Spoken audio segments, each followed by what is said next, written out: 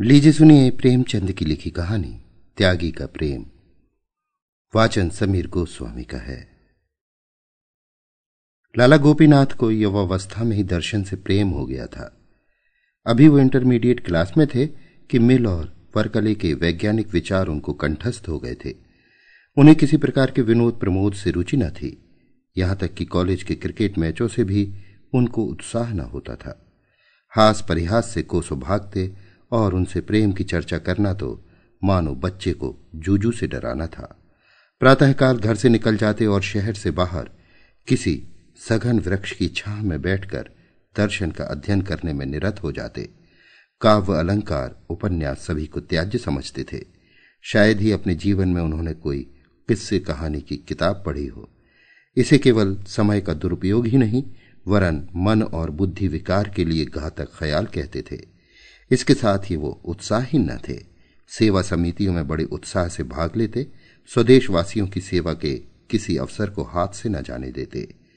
बहुधा मोहल्ले के छोटे छोटे दुकानदारों की दुकान पर जा बैठते और उनके घाटे टोटे मंदे तेजे की राम कहानी सुनते। शनै शनै कॉलेज से उन्हें घृणा हो गई। उन्हें अब अगर किसी विषय से प्रेम था तो वो दर्शन था। कॉलेज की बहुविषयक शिक्षा उनके दर्शनानुराग में बाधक होती। अतः उन्होंने कॉलेज छोड़ दिया और एकाग्रचित होकर विज्ञानोपार्जन करने लगे।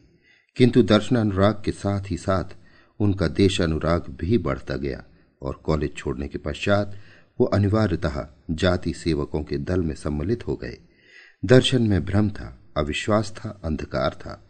जाति सेवा में सम्मान था, यश था और दोनों सदिच्छाएं थीं।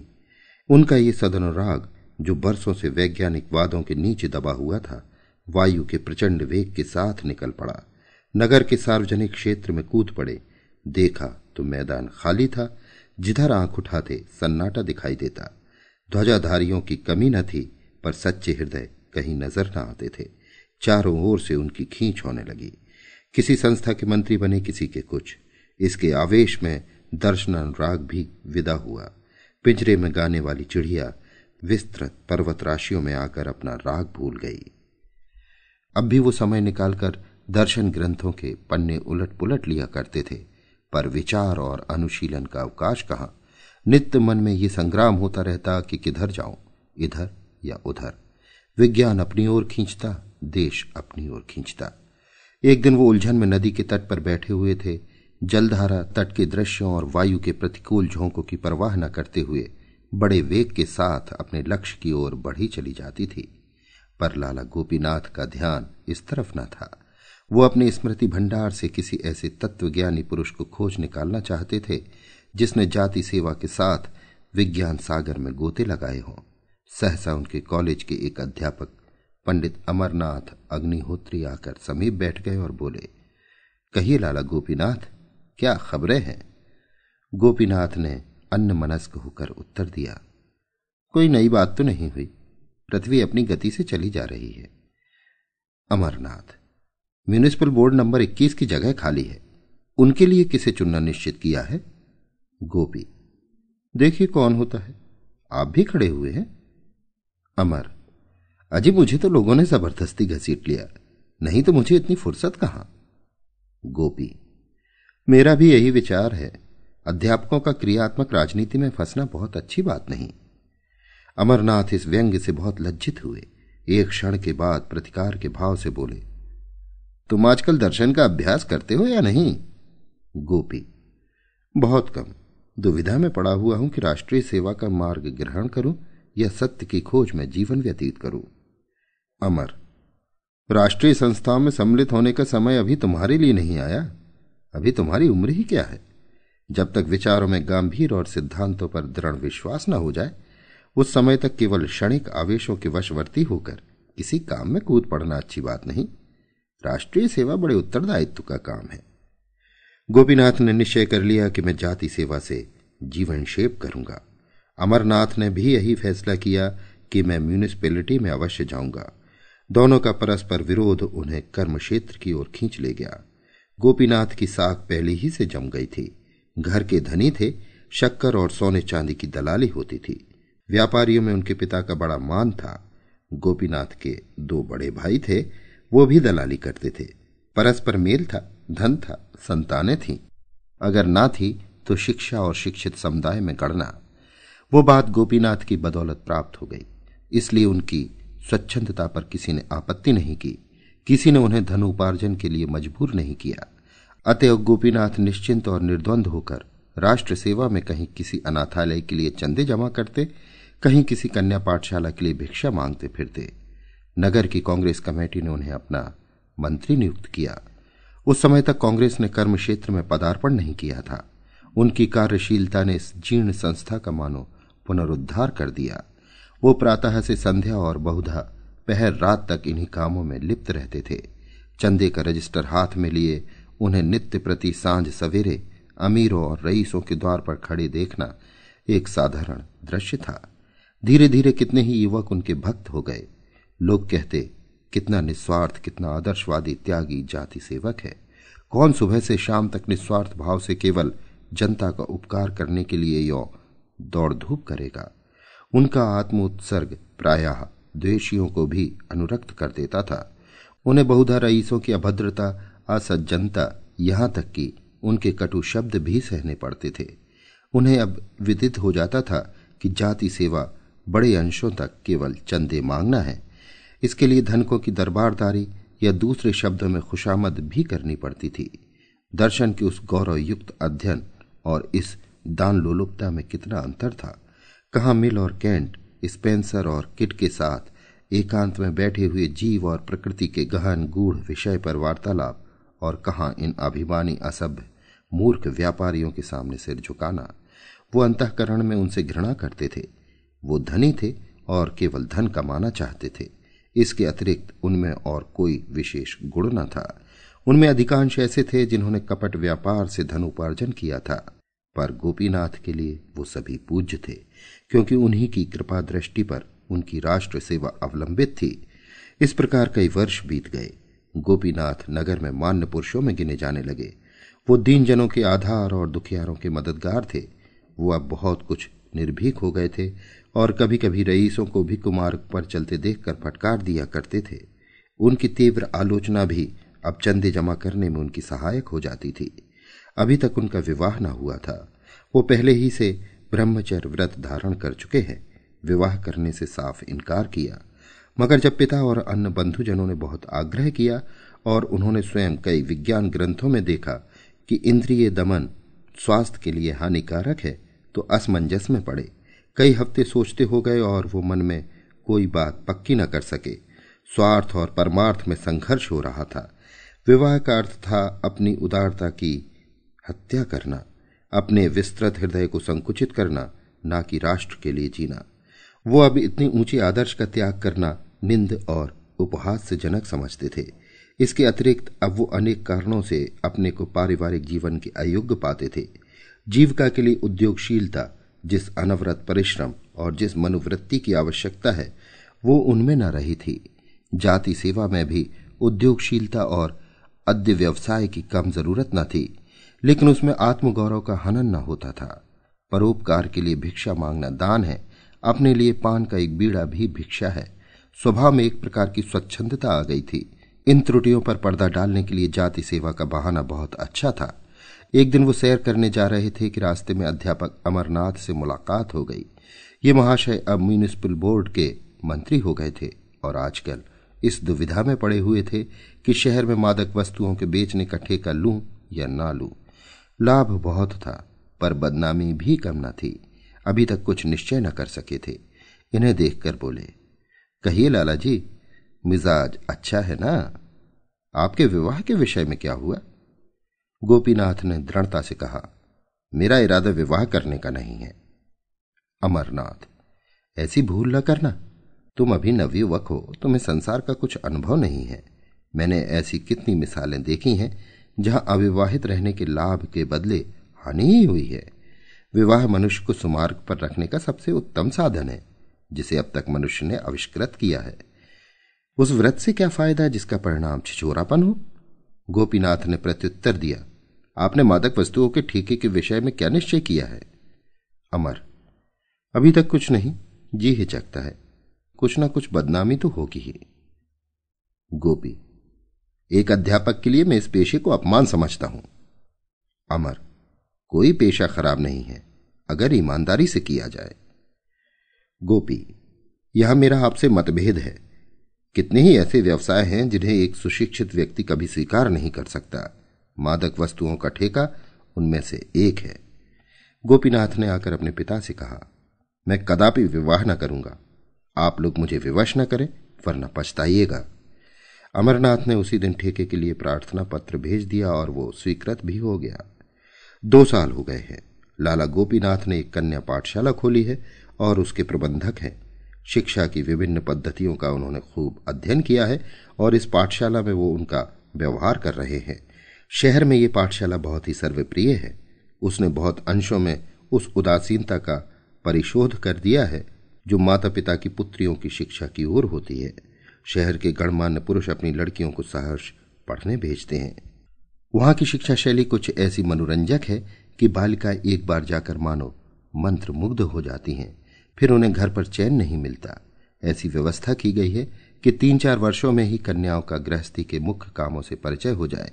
सबसे बड़ी बात यह है कि यहां धर्म शिक्षा का भी समुचित प्रबंध किया गया है। अब की साल में प्रबंधक महोदय ने अंग्रेजी की कक्षाएं भी खोल दी हैं। एक सुशिक्षित गुजराती महिला को बंबई से बुलाकर पाठशाला उनके हाथ में दे दी है। इन महिला का नाम है आनंदी बाई। विधवा है, हिंदी भाषा से भली भांति परिचित नहीं है, किंतु गुजराती में कई पुस्तकें लिख चुकी हैं। कई कन्या पाठशालाओं में काम कर चुकी है। शिक्षा संबंधी विषयों में अच्छी गति है। उनके आने से मदरसे में और भी रौनक आ गई है। कई प्रतिष्ठित सज्जनों ने जो अपनी बालिकाओं को मंसूरी और नैनीताल भेजना चाहते थे, अब उन्हें यहीं भर्ती करा दिया है। आनंदी रईसों के घरों में जाती हैं और स्त्रियों में शिक्षा का प्रसार करती हैं। उनके वस्त्राभूषणों से सुरुचि का बोध होता है। हैं भी उच्च कुल की, इसलिए शहर में उनका बड़ा सम्मान होता है। लड़कियां उन पर जान देती हैं, उन्हें मां कहकर पुकारती हैं। गोपीनाथ पाठशाला की उन्नति देख देख कर फूले नहीं समाते। जिससे मिलते हैं आनंदी बाई का ही गुणगान करते हैं। बाहर से कोई सुविख्यात पुरुष आता है तो उससे पाठशाला का निरीक्षण अवश्य कराते हैं। आनंदी की प्रशंसा से उन्हें वही आनंद प्राप्त होता है जो स्वयं अपनी प्रशंसा से होता है। बाई जी का भी दर्शन से प्रेम है और सबसे बड़ी बात यह है कि उन्हें गोपीनाथ पर असीम श्रद्धा है। वो हृदय से उनका सम्मान करती हैं। वो मुंह पर तो उनकी बड़ाई नहीं करती, पर रईसों के घरों में बड़े प्रेम से उनका यशोगान करती हैं। ऐसे सच्चे सेवक आजकल कहाँ, लोग कीर्ति पर जान देते हैं। जो थोड़ी बहुत सेवा करते हैं दिखावे के लिए, सच्ची लगन किसी में नहीं है। मैं लाला जी को पुरुष देवता समझती हूँ। कितना सरल संतोषमय जीवन है। ना कोई व्यसन, ना विलास। भोर से सायंकाल तक दौड़ते रहते हैं। न खाने का कोई समय, न सोने का समय। उस पर कोई ऐसा नहीं जो उनके आराम का ध्यान रखे। बेचारे घर गए, जो कुछ किसी ने सामने रख दिया चुपके से खा लिया, फिर छड़ी उठाई और किसी तरफ चल दिए। दूसरी औरत कदापि अपनी पत्नी की भांति सेवा सत्कार नहीं कर सकती। दशहरे के दिन थे। कन्या पाठशाला में उत्सव मनाने की तैयारियां हो रही थी। एक नाटक खेलने का निश्चय किया गया।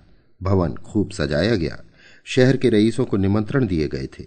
ये कहना कठिन है कि किसका उत्साह बढ़ा हुआ था, बाई जी का या लाला गोपीनाथ का। गोपीनाथ सामग्रियां एकत्र कर रहे थे। उन्हें अच्छे ढंग से सजाने का भार आनंदी ने लिया था। नाटक इन्हीं ने रचा था। नित्य प्रति उसका अभ्यास करती थी और स्वयं एक पार्ट ले रखा था। विजयादशमी आ गई। दोपहर तक गोपीनाथ फर्श और कुर्सियों का इंतजाम करते रहे। जब 1 बज गया और अब भी वो वहां से न टले तो आनंदी ने कहा, लाला जी, आपको भोजन करने को देर हो रही है। अब सब काम हो गया है, जो कुछ बच रहा है मुझ पर छोड़ दीजिए। गोपीनाथ ने कहा, खा लूंगा, मैं ठीक समय पर भोजन करने का पाबंद नहीं हूं। फिर घर तक कौन जाए, घंटों लग जाएंगे। भोजन के उपरांत आराम करने को जी चाहेगा, शाम हो जाएगी। आनंदी, भोजन तो मेरे यहां तैयार है, ब्राह्मणी ने बनाया है। चलकर खा लीजिए और यहीं जरा देर आराम भी कर लीजिए। गोपीनाथ, यहां क्या खा लूं? एक वक्त ना खाऊंगा तो ऐसी कौन सी हानि हो जाएगी। आनंदी, जब भोजन तैयार है तो उपवास क्यों कीजिएगा। गोपीनाथ, आप जाएं, आपको अवश्य देर हो रही है। मैं काम में ऐसा भूला कि आपकी सुधि ही ना रही। आनंदी, मैं भी 1 जून उपवास कर लूंगी तो क्या हानि होगी। गोपीनाथ, नहीं नहीं, इसकी क्या जरूरत है, मैं आपसे सच कहता हूं, बहुधा एक ही जून खाता हूं। आनंदी, अच्छा, मैं आपके इनकार का माने समझ गई। इतनी मोटी बात अब तक मुझे न सूझी। गोपीनाथ, क्या समझ गई? मैं छुआछूत नहीं मानता, ये तो आपको मालूम ही है। आनंदी, इतना जानती हूं, किंतु जिस कारण आप मेरे यहां भोजन करने से इनकार कर रहे हैं उसके विषय में केवल इतना निवेदन है कि मेरा आपसे केवल स्वामी और सेवक का संबंध नहीं है, मुझे आपसे आत्मीयता का संबंध है। आपका मेरे पान फूल को अस्वीकार करना अपने एक सच्चे भक्त के मर्म को आघात पहुंचाना है। मैं आपको इसी दृष्टि से देखती हूं। गोपीनाथ को अब कोई आपत्ति न हो सकी, जाकर भोजन कर लिया। जब तक वो आसन पर रहे, आनंदी बैठी पंखा झलती रही। इस घटना की लाला गोपीनाथ के मित्रों ने यों आलोचना की, महाशय जी अब तो वहीं पर खूब जोर देकर, महाशय जी अब तो वहीं भोजन भी करते हैं। शने शने पर्दा हटने लगा। लाला गोपीनाथ को अब परवशता ने साहित्य सेवी बना दिया था। घर से उन्हें आवश्यक सहायता मिल जाती थी, किंतु पत्रों और पत्रिकाओं तथा अन्य अनेक कामों के लिए उन्हें घर वालों से कुछ मांगते हुए बहुत संकोच होता था। उनका आत्मसम्मान जरा जरा सी बातों के लिए भाइयों के सामने हाथ फैलाना अनुचित समझता था। वो अपनी जरूरतें आप पूरी करना चाहते थे। घर पर भाइयों के लड़के इतने कोलाहल मचाते थे कि उनका जी कुछ लिखने में न लगता था। इसलिए जब उनकी कुछ लिखने की इच्छा होती तो वे खट के पाठशाला में चले जाते। आनंदी बाई वहीं रहती थी। वहां न कोई शोर था न गुल। एकांत में काम करने में जी लगता। भोजन का समय आ जाता तो वहीं भोजन भी कर लेते। कुछ दिनों बाद उन्हें बैठकर लिखने में कुछ असुविधा होने लगी। आंखें कमजोर हो गई थी तो आनंदी लिखती थी। गोपीनाथ की प्रेरणा से उन्होंने हिंदी सीखी और थोड़े ही दिनों में इतनी अभ्यस्त हो गई थी कि लिखने में जरा भी हिचक न होती। लिखते समय कभी कभी उन्हें ऐसे शब्द और मुहावरे सूझ जाते थे कि गोपीनाथ फड़क फड़क उठते। उनके लेख में जान सी पड़ जाती। वो कहते, यदि तुम स्वयं कुछ लिखो तो मुझसे बहुत अच्छा लिखोगी। मैं तो बेगारी करता हूं, तुम्हें परमात्मा की ओर से ये शक्ति प्रदान हुई है। नगर के लाल बुझक्कड़ों में इस सहकारिता पर टीका टिप्पणियां होने लगीं, पर विद्वजन अपनी आत्मा की शुचिता के सामने ईर्ष्या के व्यंग्य की कब परवाह करते हैं। आनंदी कहती, ये तो संसार है, जिसके मन में आए कहे, पर मैं उस पुरुष का निरादर नहीं कर सकती जिस पर मेरी श्रद्धा है। पर गोपीनाथ इतने निर्भीक न थे।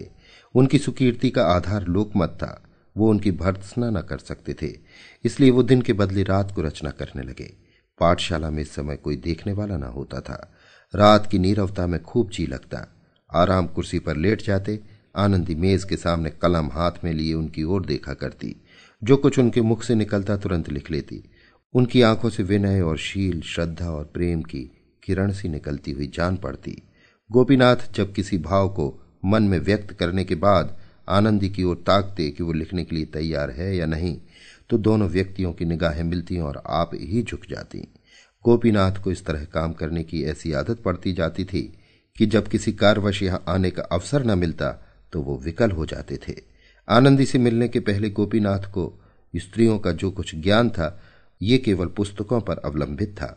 स्त्रियों के विषय में प्राचीन और अर्वाचीन, प्राच्य और पाश्चात्य सभी विद्वानों का एक ही मत था। ये मायावी, आत्मिक उन्नति की बाधक, परमार्थ की विरोधनी, वृत्तियों को कुमार्ग की ओर ले जाने वाली, हृदय को संकीर्ण बनाने वाली होती हैं। इन्हीं कारणों से उन्होंने इस मायावी जाति से अलग रहना ही श्रेयस्कर समझा था। किंतु अब अनुभव बतला रहा था कि स्त्रियां सन्मार्ग की ओर भी ले जा सकती हैं। उनमें सद्गुण भी हो सकते हैं।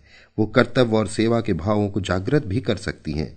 तब उसके मन में प्रश्न उठता कि यदि आनंदी से मेरा विवाह होता तो मुझे क्या आपत्ति हो सकती थी। उसके साथ तो मेरा जीवन आनंद से कट जाता। एक दिन वो आनंदी के यहां गए तो सिर में दर्द हो रहा था। कुछ लिखने की इच्छा न हुई। आनंदी को इसका कारण मालूम हुआ तो उसने उनके सिर में धीरे धीरे तेल मलना शुरू किया। गोपीनाथ को इस समय अलौकिक सुख मिल रहा था। मन में प्रेम की तरंगे उठ रही थी। नेत्र, मुख, वाणी सभी प्रेम में पगे जाते थे। उसी दिन से उन्होंने आनंदी के यहां आना छोड़ दिया। 1 सप्ताह बीत गया और ना आए।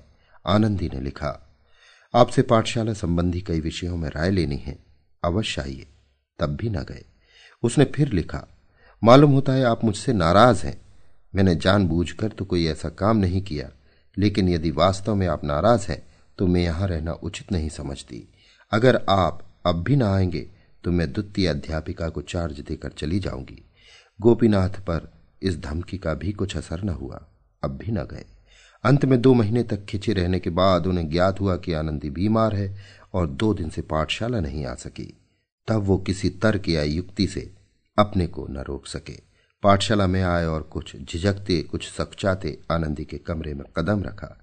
देखा तो चुपचाप पड़ी हुई थी, मुख पीला था, शरीर घुल गया था। उसने उनकी ओर दया प्रार्थी नेत्रों से देख उठना चाहा, पर अशक्ति ने उठने न दिया।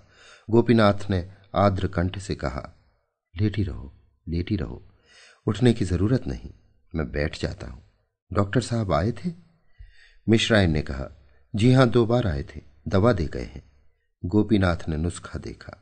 डॉक्टरी का साधारण ज्ञान था। नुस्खे से ज्ञात हुआ हृदय रोग है। औषधियां सभी पुष्टिकर और बलवर्धक थीं। आनंदी की ओर फिर देखा। उसकी आंखों से अश्रुधारा बह रही थी। उनका गला भी भर आया। हृदय महसूसने लगा। गदगद होकर बोले, आनंदी, तुमने मुझे पहले इसकी सूचना न दी, नहीं तो रोग इतना न बढ़ने पाता। आनंदी, कोई बात नहीं है, अच्छी हो जाऊंगी, जल्दी ही अच्छी हो जाऊंगी। मर भी जाऊंगी तो कौन रोने वाला बैठा हुआ है। ये कहते कहते वो फूट फूट कर रोने लगी। गोपीनाथ दार्शनिक थे, पर अभी तक उनके मन के कोमल भाव शिथिल न हुए थे। कंपित स्वर से बोले, आनंदी, संसार में कम से कम एक ऐसा आदमी है जो तुम्हारे लिए अपने प्राण तक दे देगा। ये कहते कहते वो रुक गए। उन्हें अपने शब्द और भाव कुछ भद्दे और उच्छृंखल जान पड़े। अपने मनोभावों को प्रकट करने के लिए वो इन सारहीन शब्दों की अपेक्षा कहीं अधिक काव्यमय, रसपूर्ण, अनुरक्त शब्दों का व्यवहार करना चाहते थे, पर वो इस वक्त याद न पड़े। आनंदी ने पुलकित होकर कहा, 2 महीने तक किस पर छोड़ दिया था? गोपीनाथ, इन 2 महीनों में मेरी जो दशा थी वो मैं ही जानता हूं। यही समझ लो कि मैंने आत्महत्या नहीं की। ये बड़ा आश्चर्य है। मैंने न समझा था कि अपने व्रत पर स्थिर रहना मेरे लिए इतना कठिन हो जाएगा। आनंदी ने गोपीनाथ का हाथ धीरे से अपने हाथ में लेकर कहा, अब तो कभी इतनी कठोरता न कीजिएगा। गोपीनाथ संकुचित होकर बोले, अंत क्या है? आनंदी, कुछ भी हो। गोपी, कुछ भी हो? अपमान, निंदा, उपहास, आत्मवेदना? आनंदी, कुछ भी हो, मैं सब कुछ सह सकती हूं और आपको भी मेरे हेतु सहना पड़ेगा। गोपी, आनंदी, मैं अपने को प्रेम पर बलिदान कर सकता हूं, लेकिन अपने नाम को नहीं। इस नाम को अकलंकित रखकर मैं समाज की बहुत कुछ सेवा कर सकता हूं। आनंदी, ना कीजिए। आपने सब कुछ त्याग कर ये कीर्ति लाभ की है। मैं आपके यश को नहीं मिटाना चाहती। गोपीनाथ का हाथ हृदय स्थल पर रखकर, इसको चाहती हूं, इससे अधिक त्याग की आकांक्षा नहीं रखती। गोपी, दोनों बातें एक साथ संभव है? आनंदी, संभव है। मैं प्रेम पर अपनी आत्मा को भी न्यौछावर कर सकती हूं। इसके पश्चात लाला गोपीनाथ ने आनंदी की बुराई करनी शुरू की। मित्रों से कहते, उनका जी अब काम में नहीं लगता, पहले किसी तनदेही नहीं है। किसी से कहते, उनका जी अब यहां से उचाट हो गया है, अपने घर जाना चाहती हैं। उनकी इच्छा है कि मुझे प्रतिवर्ष तरक्की मिला करे और उसकी यहां गुंजाइश नहीं। पाठशाला को कई बार देखा और अपनी आलोचना में काम को असंतोषजनक लिखा। शिक्षा, संगठन, उत्साह, सुप्रबंध, सभी बातों में निराशाजनक क्षति पाई। वार्षिक अधिवेशन में जब कई सदस्यों ने आनंदी की वेतन वृद्धि का प्रस्ताव उपस्थित किया तो लाला गोपीनाथ ने उसका विरोध किया। उधर आनंदी बाई भी गोपीनाथ के दुखड़े रोने लगी। ये मनुष्य नहीं है, पत्थर का देवता है, उन्हें प्रसन्न करना दुष्कर है। अच्छा ही हुआ कि उन्होंने विवाह नहीं किया, नहीं तो दुखिया इनके नखरे उठाते उठाते सिधार जाती। कहां तक कोई सफाई और सुप्रबंध पर ध्यान दे। दीवार पर एक धब्बा भी पड़ गया, किसी कोने खुतरे में एक जाला भी लग गया, बरामदों में कागज का एक टुकड़ा भी मिल गया तो आपके तेवर बदल जाते हैं। 2 साल मैंने ज्यों त्यों करके निभाहा, लेकिन देखती हूं तो लाला साहब की निगाह दिनों दिन कड़ी होती जाती है। ऐसी दशा में यहां अधिक नहीं ठहर सकती। मेरे लिए नौकरी में कल्याण नहीं है।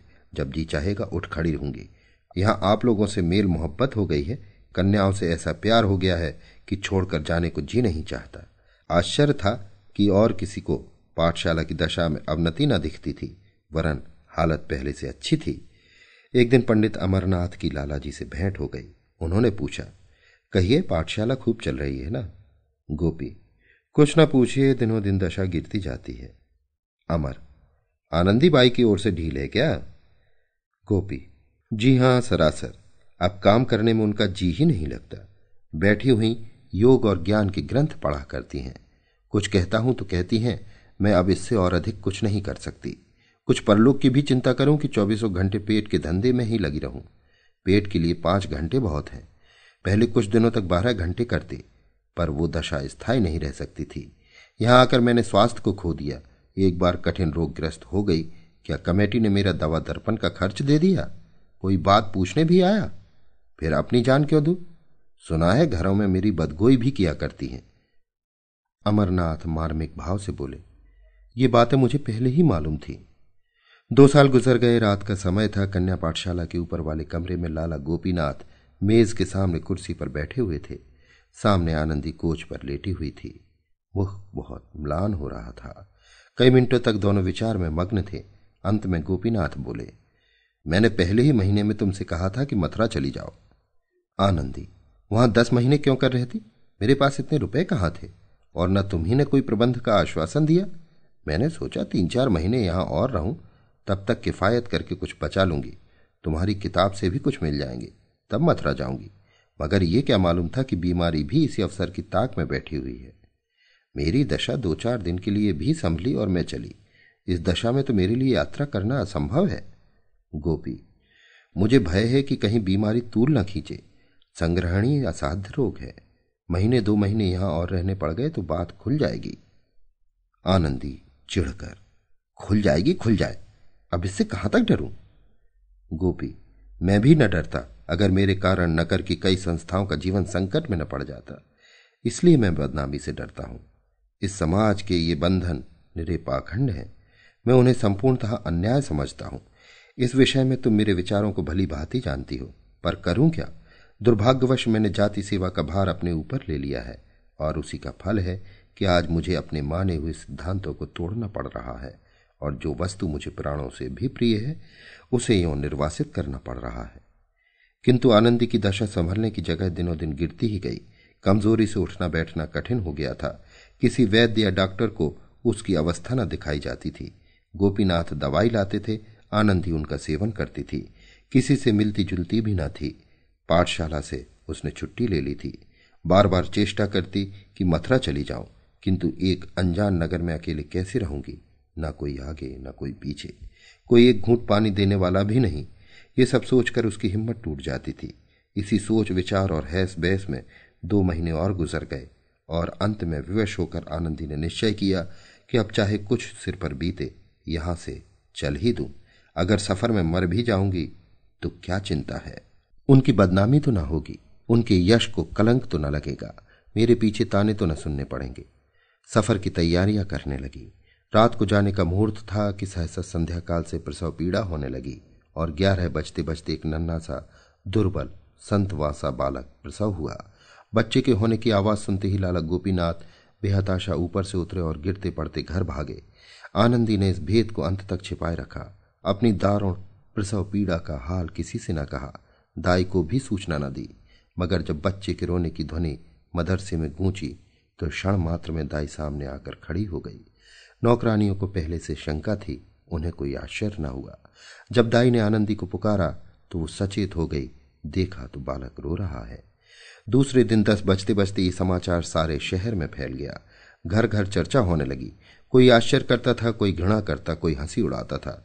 लाला गोपीनाथ के छिद्रान्वेषियों की संख्या कम न थी। पंडित अमरनाथ उनके मुखिया थे। उन लोगों ने लाला जी की निंदा करनी शुरू की।